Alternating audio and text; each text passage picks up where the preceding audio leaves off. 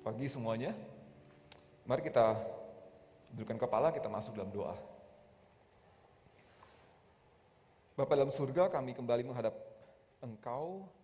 Pada pagi ini hanya satu yang kami minta, ya Bapa, yaitu Roh Kudus-Mu hadir atas setiap kami, dan kiranya Engkau yang bicara kepada setiap kami secara pribadi. Engkau yang hadir dan menyentuh jiwa kami dan menetap dan bicara kepada kami satu persatu tempat ini. Dalam nama Tuhan Yesus kami berdoa dan kami mengucap syukur. Amin.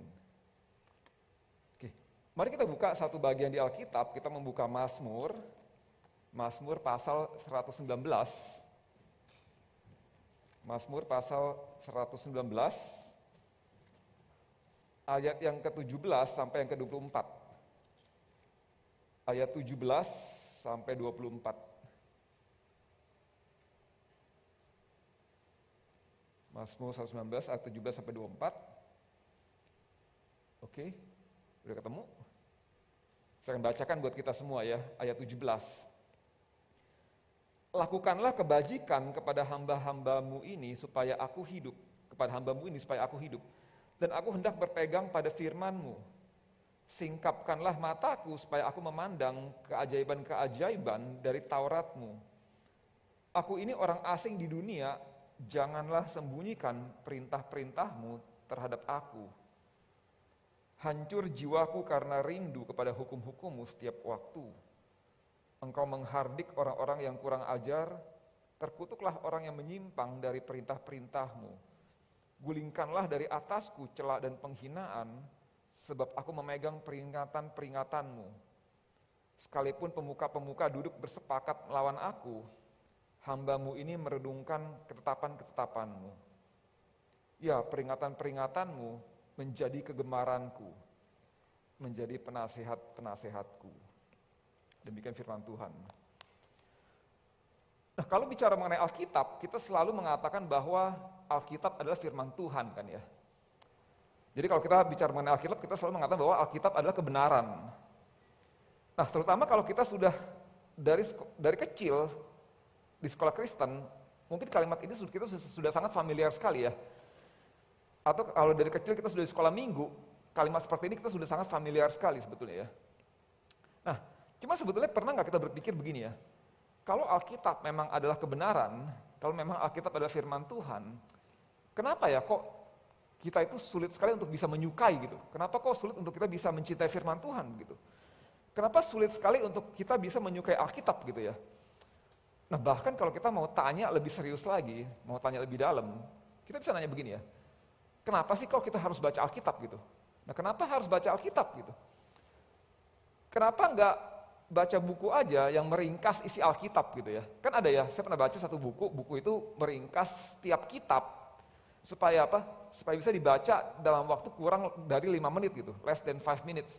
Jadi setiap kitab dari Kejadian sampai Wahyu diringkas, bisa dibaca dalam waktu kurang dari 5 menit gitu, tidak usah panjang-panjang baca Alkitab gitu.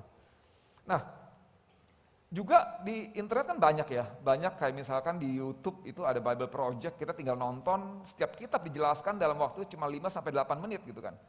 Nah, kalau kita bisa dapat informasi mengenai isi kitab, ringkasan setiap kitab, dari buku seperti itu, dari channel, dari video seperti itu, kenapa kita mesti baca Alkitab gitu?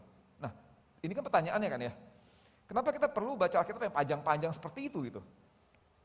Nah, jadi meskipun kita itu sudah tahu bahwa Alkitab adalah kebenaran, meski kita tahu Alkitab adalah firman Tuhan, tapi apa?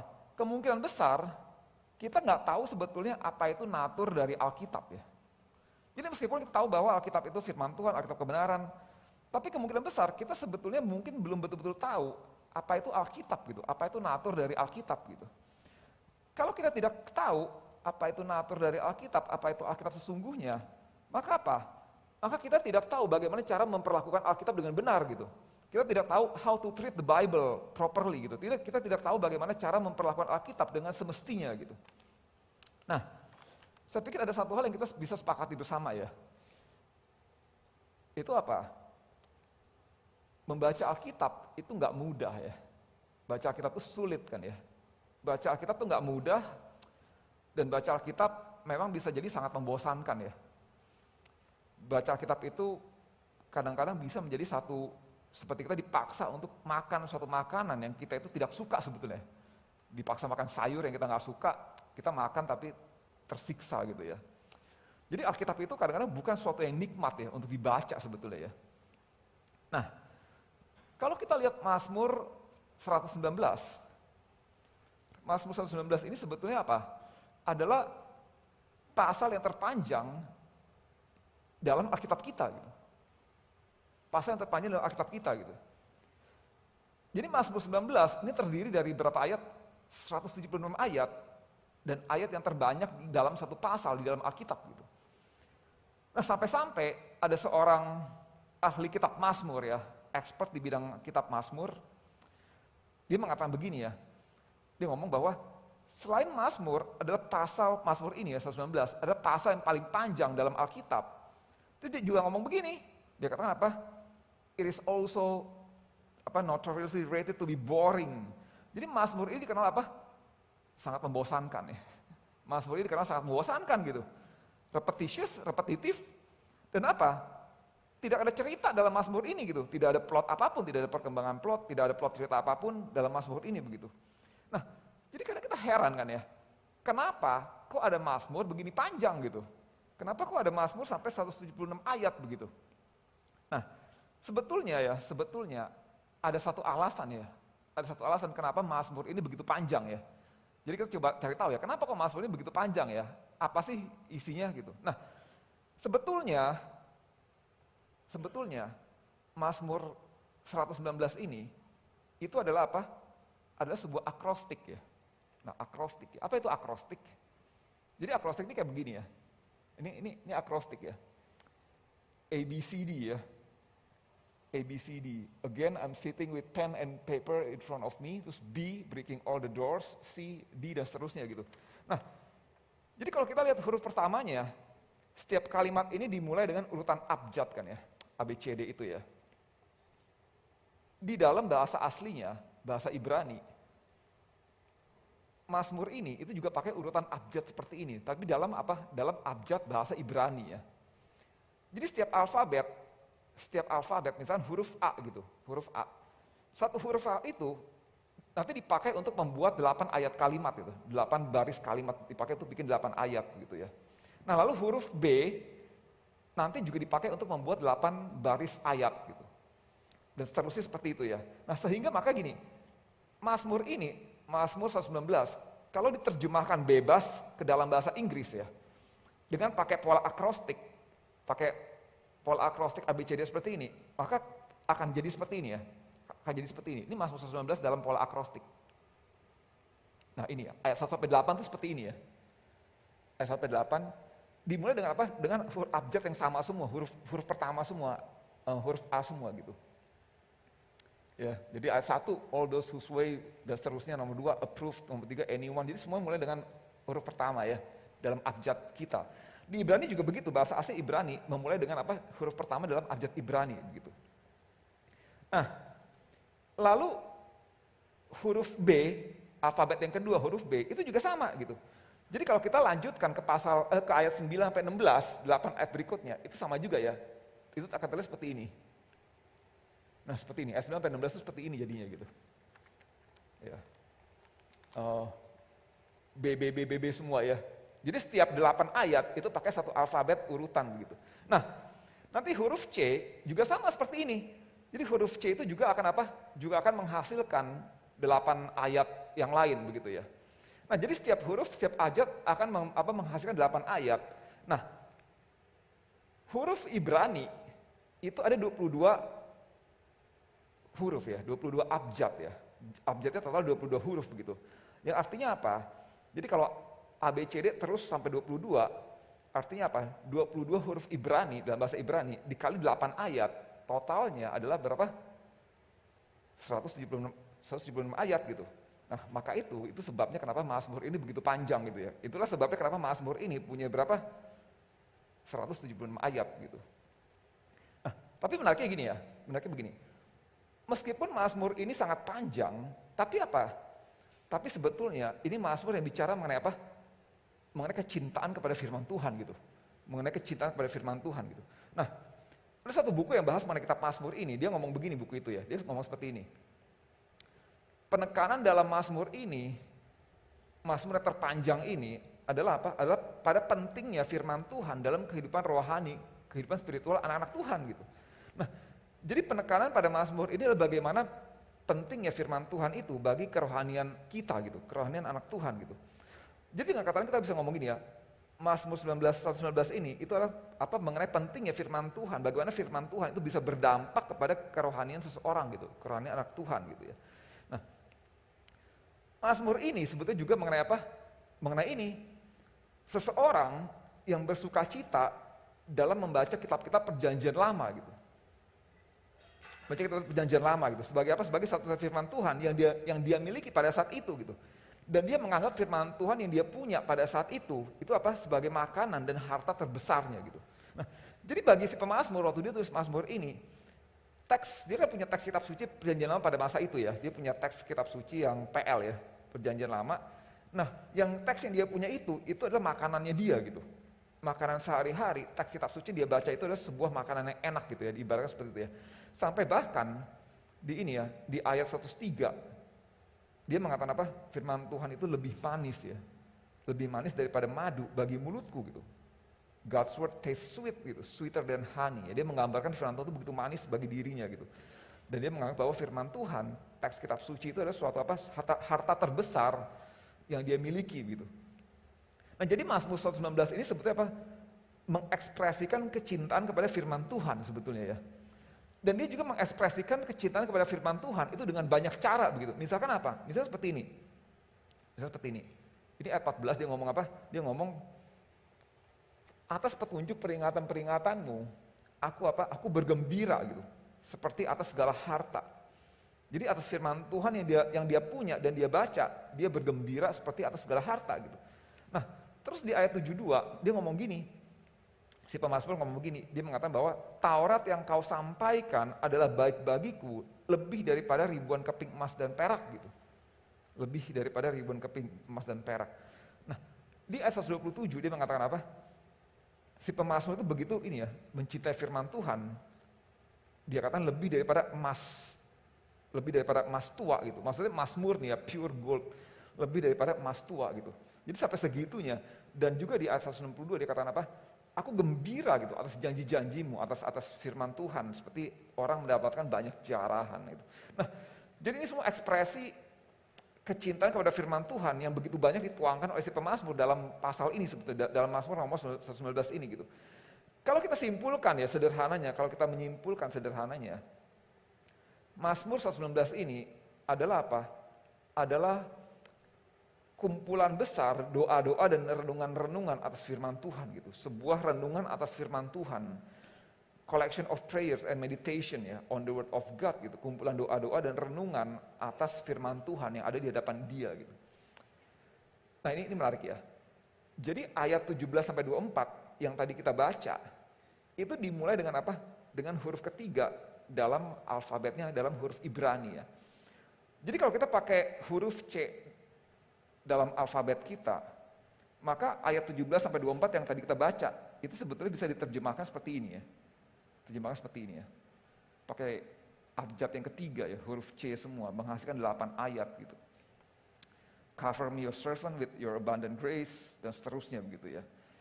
Nah, terjemahan ini terjemahan bebas ya. Jadi ada sebuah gereja di Inggris, dia mencoba mengikuti pola akrostik sehingga apa gereja itu membuat terjemahan seperti ini gitu. Kalau kita baca Alkitab kita, pola akrostik ini hilang ya, tidak ada gitu. Jadi kalau kita baca Alkitab kita, dalam terjemahan resmi bahasa Indonesia, Alkitab kita itu ayat ini ya, ayat 17-18 seperti ini bunyinya ya. Seperti ini ya. Nah jadi memang pola akrostiknya itu tidak kelihatan lagi ya kalau kita pakai bahasa Indonesia. Bahasa Inggris pun NIV, ESV tidak kelihatan lagi pola akrostiknya sebetulnya. Sudah kita kehilangan pola itu gitu ya. Nah, tapi kita akan pakai terjemahan ini yang resmi dari LAI. Kita butuh terjemahan yang resmi, jadi kita mengacu kepada terjemahan ini ya. Bukan yang tadi itu, terjemahan bebas yang tadi itu ya. Nah, jadi ayat 17-24 itu sebetulnya kita bisa lihat ada beberapa bagian ya. Ini ayat 17-18, ini sebetulnya apa? mengenai permohonan kepada Tuhan gitu, mengenai satu permohonan, petisi kepada Tuhan agar apa? Supaya Tuhan itu membukakan mata dia, supaya apa? Supaya dia bisa melihat keindahan ya, keindahan dari firman Tuhan gitu, the beauty of the words gitu. Supaya dia bisa melihat keindahan dari apa? Dari hukum-hukum Tuhan yang dia baca gitu, supaya apa? Supaya dia bisa mematuhinya gitu. Nah, ayat 19 sampai 20 itu apa? Itu ngomong mengenai kerinduan si pemazmur terhadap teks kitab suci ya, terhadap teks firman Tuhan. Sampai dia ngomong gini ya, hancur jiwaku karena rindu kepada hukum-hukummu setiap waktu katanya. Sampai seperti itu gitu ya.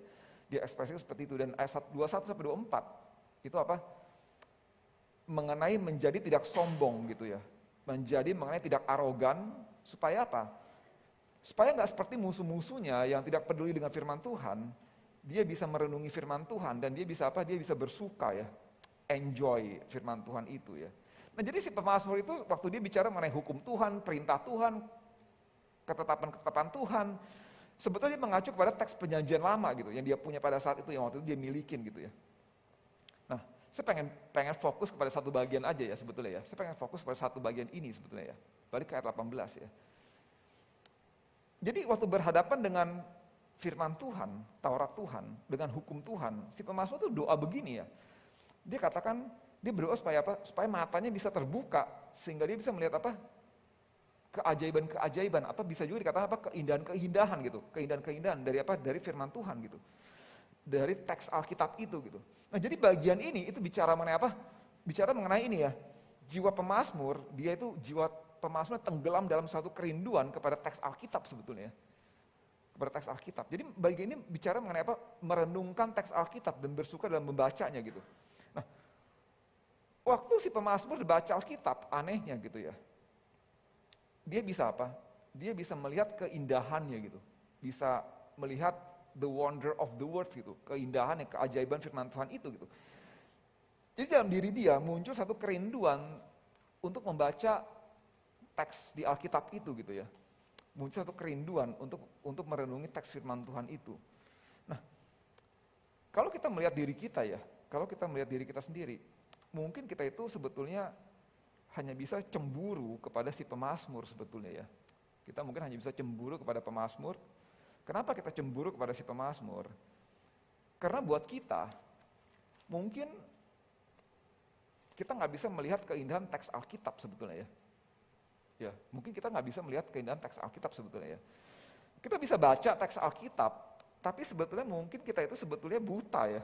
Kita buta terhadap keindahannya, kita nggak bisa menikmati, kita nggak bisa merindukan firman Tuhan. Jadi ternyata untuk bisa menyukai teks Alkitab itu memang nggak mudah sebetulnya ya. Memang nggak mudah ya. Kadang-kadang kita tuh lebih enjoy baca sesuatu yang lain, bahkan yang lebih rumit ya daripada Alkitab, tapi kita bisa enjoy ya. Kayak saya ingat waktu dulu saya sebenarnya kerja gitu, saya ingat kerjaan saya itu menganalisa dokumen-dokumen yang rumit kadang-kadang gitu ya, perjanjian kerja segala macam, menganalisa begituan, itu bisa lebih enjoy ya. Sedangkan kalau kita baca Alkitab, kadang-kadang enjoyment itu tidak ada gitu ya, lebih sulit begitu ya. Nah, jadi aneh ya, kok kita itu bisa baca hal-hal lain yang rumit lama-lama, tapi kalau baca Alkitab kok tidak bisa gitu kan ya. Bagaimana kita itu bisa mencintai teks Alkitab seperti kitab Mazmur gitu, pertanyaannya ya. Kalau kita mengatakan bahwa Alkitab itu sulit, sebetulnya kita nggak sendirian ya. Jadi kalau Anda mengatakan bahwa Alkitab itu sulit dibaca, kita nggak sendirian gitu. Bahkan dalam perjanjian baru, dalam PB ya, Petrus, dia sendiri mengakui apa? Mengakui bahwa Alkitab itu memang ada bagian-bagian yang sulit katanya. Jadi waktu Petrus baca tulisan-tulisan Paulus, Petrus ngomong seperti ini ya. Ini Petrus yang ngomong ya, Rasul Petrus yang ngomong. Dia bilang dalam surat-suratnya itu, maksudnya dalam surat-suratnya ditulis oleh Paulus, ada hal-hal yang suka dipahami katanya. Sehingga orang-orang yang tidak memahaminya dan yang tidak teguh imannya, memutarbalikannya menjadi kebinasaan katanya, mereka sendiri. Sama seperti yang juga mereka buat dengan tulisan-tulisan yang lainnya. Jadi Petrus mengakui bahwa tulisan Rasul Paulus itu memang ada bagian-bagian yang bahkan rumit gitu ya, suka dipahami gitu ya. Jadi kalau kita mengatakan bahwa Alkitab itu sulit, tidak mudah dipahami, Petrus setuju dengan kita sebetulnya ya. Petrus setuju dengan kita gitu. Nah cuman masalah begini ya, di saat yang sama, di bagian kitab yang lain, di Mazmur 119 ini, juga dikatakan apa? Alkitab itu bisa dimengerti oleh orang biasa gitu masalahnya. Jadi Mazmur 119 ayat 130 mengatakan begini ya, bila tersingkap, firman-firmanmu memberi terang, memberi pengertian kepada orang-orang bodoh gitu. Nah orang-orang bodoh yang dimaksud ini sebetulnya adalah orang-orang tidak terpelajar ya, tidak berpendidikan, yang bukan ahli Alkitab, bukan sarjana Alkitab, termasuk siapa? Ya termasuk kita-kita ini sebetulnya gitu. Termasuk kita-kita ini. Jadi firman Tuhan bila tersingkap, maka apa? Akan bisa dimengerti, diterima oleh orang biasa, orang-orang awam, bahkan orang-orang yang tidak terdidik dalam firman Tuhan sekalipun gitu. Tidak terdidik dalam Alkitab sekalipun gitu. Nah, jadi kita punya dua pandangan terhadap Alkitab. Di satu sisi Petrus mengatakan apa? Ada bagian-bagian Alkitab yang sulit dimengerti, tapi di sisi lain ada apa? Ada bagian-bagian Alkitab yang bisa dimengerti oleh orang biasa gitu, dimengerti oleh common people seperti kita ini gitu. Nah, terus bagaimana kita menyatukan keduanya gitu? Di sebuah pengakuan iman reform ya, pengakuan iman Westminster itu ngomong seperti ini ya. Diakui seperti ini gini. Tidak semua perihal yang ada dalam Alkitab itu sama mudahnya untuk dipahami katanya. Dan juga tidak semua perihal bagian-bagian Alkitab itu sama jelasnya bagi semua orang. Jadi maksudnya segala berbagai tulisan yang ada di dalam Alkitab itu nggak semuanya sama-sama jelas, nggak semua sama-sama gampang untuk dimengerti gitu. Ada bagian-bagian Alkitab yang jelas dengan sendirinya, yang bisa dimengerti secara langsung, tapi ada juga yang enggak gitu. Nah, tapi juga dikatakan begini dalam pengakuan iman reform ya. Akan tetapi, hal-hal perihal yang harus diketahui, dipercaya dan diperhatikan demi keselamatan, begitu jelas dikemukakan dan dibukakan di satu bagian atau bagian lainnya dalam Alkitab gitu. Sehingga bukan hanya kaum terpelajar, tapi kaum tidak terpelajar pun dapat menggunakan sarana-sarana biasa, bisa mendapatkan pemahaman yang cukup tentang perihal-perihal tersebut gitu. Artinya apa? Jadi meskipun hal-hal ada bagian-bagian Alkitab yang susah gitu, yang sulit, tapi ada juga bagian-bagian di Alkitab yang bicara jelas kepada kita gitu. Tuhan bisa pakai bagian-bagian Alkitab yang jelas itu untuk bicara kepada kita sebetulnya. Dan itu sebabnya, itu alasannya kenapa apa? Kenapa kita terus-menerus baca Alkitab gitu. Kenapa? Karena meskipun ada bagian-bagian Alkitab yang sulit, tapi ada juga bagian-bagian yang jelas, yang clear, yang Tuhan bisa pakai itu bicara kepada kita gitu. Nah, gini ya, kalau kita menunggu untuk kita jadi expert dulu untuk baca Alkitab, maka kita nggak akan pernah mulai baca Alkitab sebetulnya. Ini benar ya. Kalau kita menunggu kita jadi ahli Alkitab dulu, jadi ahli expert in the Bible dulu untuk kita apa? Memulai baca Alkitab, maka kita nggak akan pernah memulai sebetulnya. Kenapa? Karena kita nggak akan pernah betul-betul jadi expert ya. Kita nggak akan pernah betul-betul jadi expert sebetulnya. Nggak peduli berapa lama kita pelajari Alkitab, kita nggak akan bisa menjadi ahli Alkitab 100% sebetulnya ya. Tidak akan pernah ya. Selalu akan ada terjemahan Alkitab yang baru, selalu akan ada tafsiran yang baru keluar, dan apa? Selalu akan ada apps yang baru keluar untuk kita download yang apa? Yang mengajarkan kita apa artinya ayat-ayat ini gitu ya. Apps itu akan selalu terus ada ya, terus keluar ya. Jadi kalau kita menunggu sampai kita apa bisa ngerti Alkitab dulu, jadi expert dulu, ahli penafsir dulu gitu ya, maka apa? Kita nggak akan pernah memulai membaca sebetulnya. Jadi yang kita bisa lakukan apa? Kita perlu baca dulu, dan sambil kita baca, kita sambil belajar sebetulnya. Jadi sambil kita baca, seiring kita baca, kita mulai belajar, kita mulai mendalami sebetulnya ya. Nah, saya pikir ada satu masalah ya yang kita itu hadapi sebetulnya ya. Kita itu cenderung apa melihat Alkitab sebagai apa? Sebagai semata-mata sebuah buku yang apa? Yang memuat mengenai ini ya God's revelation, yang memuat record catatan mengenai apa yang Tuhan wahyukan kepada manusia gitu. Jadi seringkali kita itu melihat Alkitab itu cuma sebagai buku yang memuat informasi apa yang Tuhan wahyukan kepada manusia gitu. Sehingga waktu kita baca, kita berpikir apa? Berpikir bahwa kita itu hanya sekedar baca informasi aja gitu. Hanya baca rekaman-rekaman dari apa yang dicatat oleh para nabi, para rasul yang dalam bentuk tulisan yang Tuhan itu sampaikan kepada mereka gitu. Nah, padahal, ini penting ya, jadi padahal Alkitab itu lebih daripada itu gitu.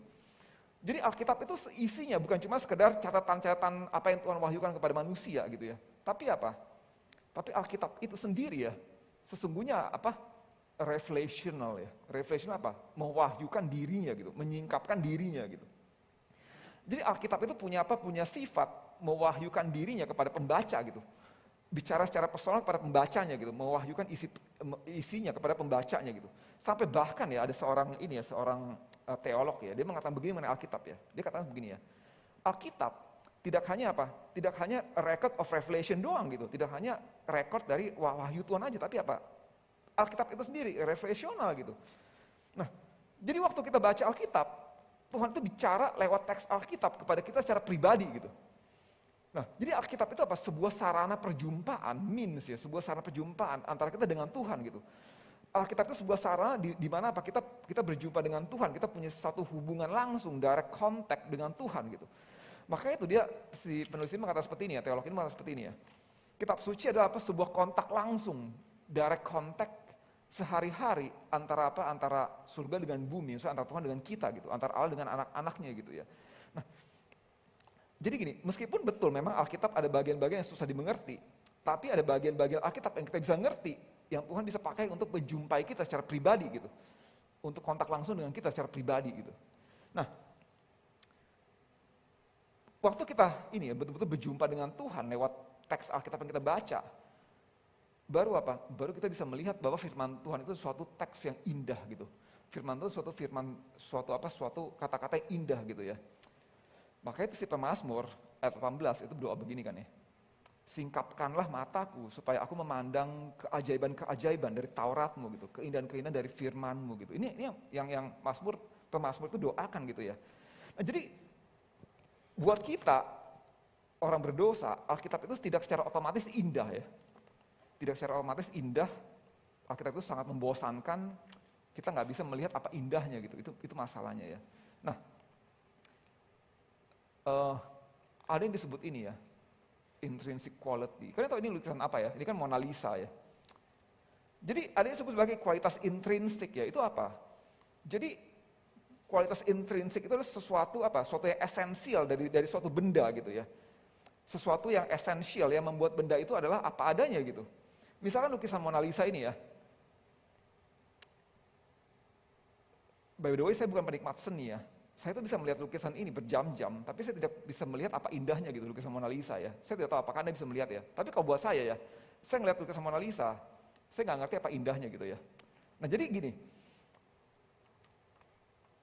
ada satu kualitas intrinsik dalam lukisan ini, Mona Lisa, yang sebetulnya indah, yang saya tuh nggak bisa lihat gitu.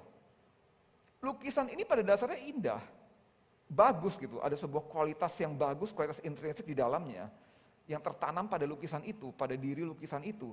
Tapi apa, saya tuh nggak bisa lihat itu, saya nggak bisa perceive, nggak bisa melihat keindahannya itu gitu. Padahal keindahan itu yang membuat lukisan ini sebagai apa? Sebagai sebuah mahakarya ya, sebuah masterpiece gitu. Nah, Alkitab itu apa? Punya natur yang disebut intrinsic quality ya, kualitas intrinsik. Jadi Tuhan itu bisa bukakan mata kita supaya apa? Kita bisa melihat keindahan firman Tuhan gitu ya. Jadi hanya waktu mata kita terbuka, kita bisa melihat keindahan firman Tuhan itu. Kita bisa apa? Kita jadi punya kelaparan, punya satu kehausan akan firman Tuhan gitu. Kalau mata kita tersingkap akan indahnya firman Tuhan itu, baru kita bisa suka gitu. Kita bisa merenung, kita baru bisa mulai mencintai firman Tuhan gitu ya.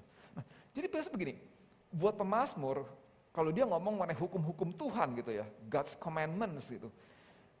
Itu semua bukan cuma sekedar ini ya, aturan-aturan moral gitu ya. Harus begini, harus begitu, nggak begini, nggak begitu, bukan seperti itu ya. Buat si pemazmur, dia tergerak untuk mentaatinya. Kenapa? Karena apa? Dia melihat keindahan firman Tuhan itu gitu. Melihat the beauty of the words gitu. Keindahan firman Tuhan yang dia baca gitu. Sehingga dia apa? Dia rindu dan dia tergerak untuk mentaatinya gitu. Jadi Mazmur 119, pasal yang terpanjang dalam Alkitab, justru apa? Bicara mengenai apa? Keindahan Alkitab sebetulnya.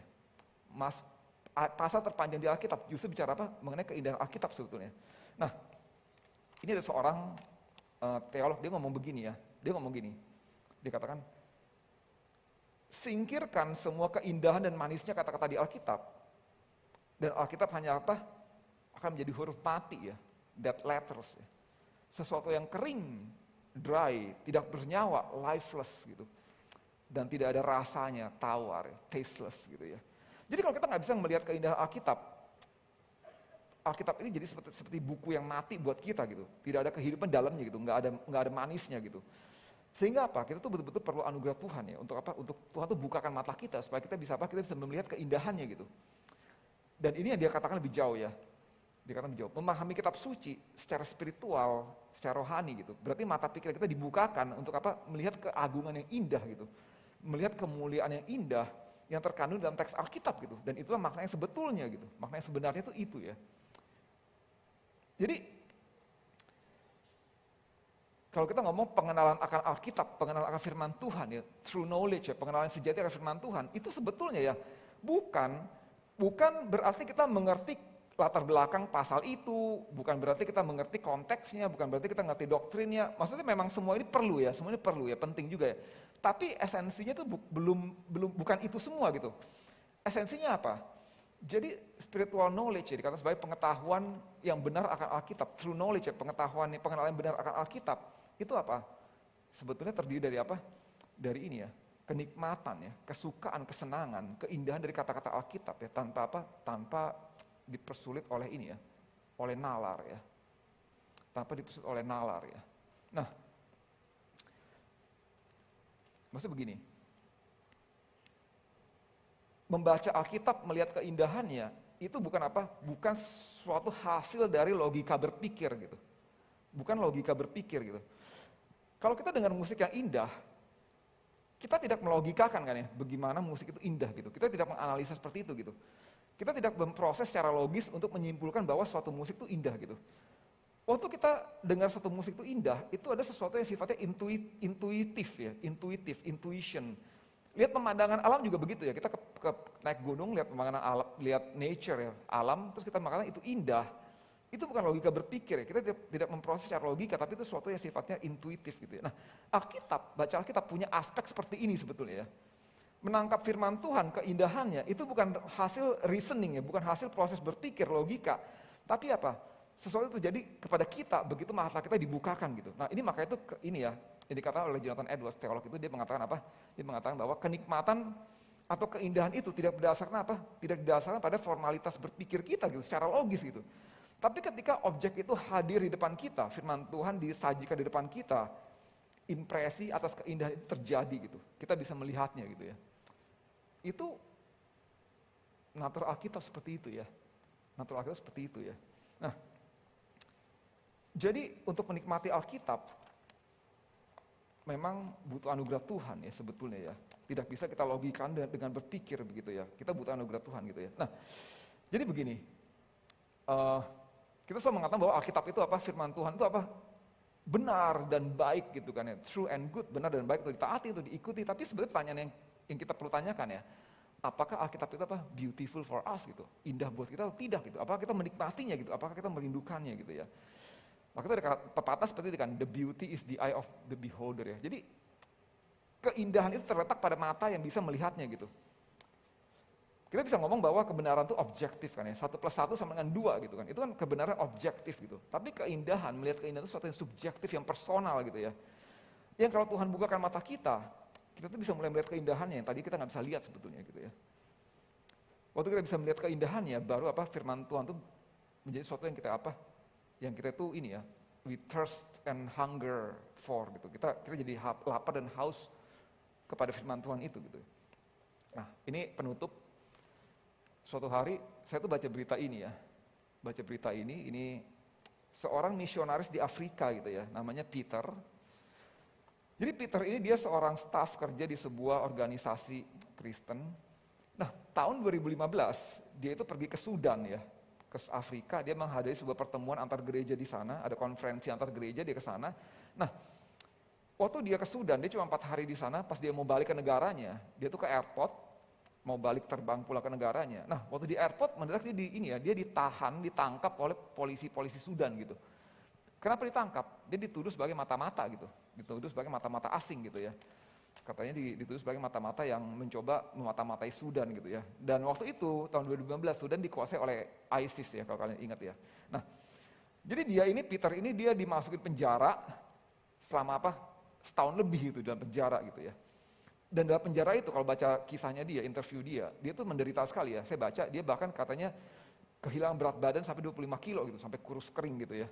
Dan di penjara dia disiksa. Nah, waktu beberapa bulan dia di dalam penjara, atas permintaan dia tuh minta kedutaan besar negara dia tuh kirim dia sebuah Alkitab gitu. Akhirnya dia dikirimnya sebuah Alkitab. Nah, jadi dalam penjara itu dia ngapain? Dia baca Alkitab gitu ya. Nah, terus dia katakan begini, waktu dia mulai membaca, dia begitu ditangkap oleh kata-kata di Alkitab katanya. Hingga dia mengatakan apa? Dia mengatakan bahwa apa? Akhirnya dia membaca habis seluruh Alkitab, dari kitab Kejadian sampai Wahyu dalam berapa lama? Dalam waktu 3 minggu gitu. Dalam 3 minggu ini dia bilang ya, dia bilang pembaca pertama dilakukan dari kitab Kejadian sampai Wahyu dalam 3 minggu gitu. Itu dia bilang begitu laparnya ya, how hungry I was akan firman Tuhan gitu. Dan itu adalah momen yang luar biasa dia bilang, karena Alkitab bicara secara berbeda kepada saya dengan cara yang baru katanya. Nah, waktu saya baca ini ya, saya bertanya-tanya gini ya, kapan ya saya bisa seperti ini juga gitu ya. Maksud begini, kita tidak mengatakan bahwa kita harus baca Alkitab dalam 3 minggu, bukan itu poinnya gitu ya. Maksudnya begini, kapan ya kita itu bisa punya satu kehausan, kelaparan akan Alkitab seperti Peter ini gitu. Kapan kehausan, kelaparan itu bisa menghampiri kita gitu ya. Nah, saya pikir ada satu ayat yang bisa menuntun kita berdoa ya. Saya suka dengan ayat ini ya. Matius 7:7, ask, mintalah, maka akan diberikan kepadamu, carilah kamu akan mendapat, ketuklah, dan hal itu akan dibukakan bagimu gitu. Ini ada pola akrostiknya, ask ya. Ask stick knock tuh ask juga ke bawahnya, akrostik ya. Nah jadi, begitu kita tahu bahwa Alkitab itu bukan sekedar hanya informasi atas apa yang Tuhan wahyukan. Jadi begitu kita sadar bahwa Alkitab itu Alkitab itu punya sifat mewahyukan dirinya, refleksional kepada kita.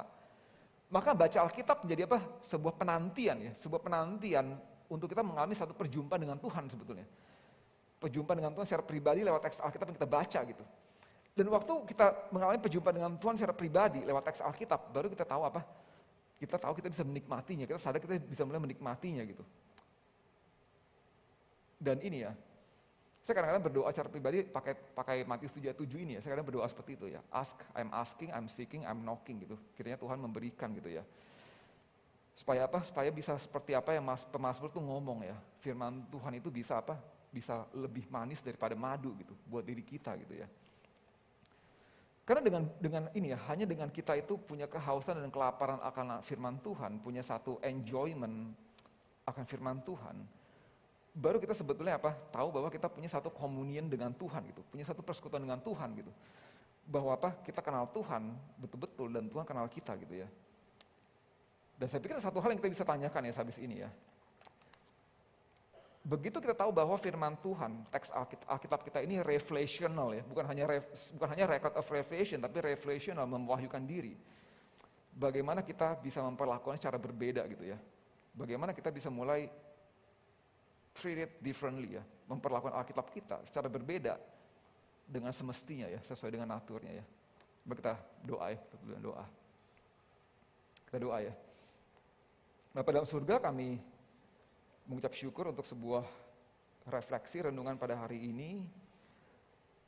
Hanya satu yang kami pinta, agar firman Tuhan menjadi hidup bagi diri kami bisa melihat keindahannya, kami bisa melihat keajaiban firman Tuhan. Seperti pemazmur katakan, firman Tuhan menjadi kegemaran, menjadi lebih manis daripada madu. Dan kiranya Engkau berbelas kasih kepada jiwa kami, agar jiwa kami yang kosong ini boleh dipenuhi dengan firman Tuhan. Dan firman Tuhan memenuhi kami, memuaskan jiwa kami. Kiranya Kau berbelas kasih. Dalam nama Tuhan Yesus kami berdoa dan mengucap syukur. Amin.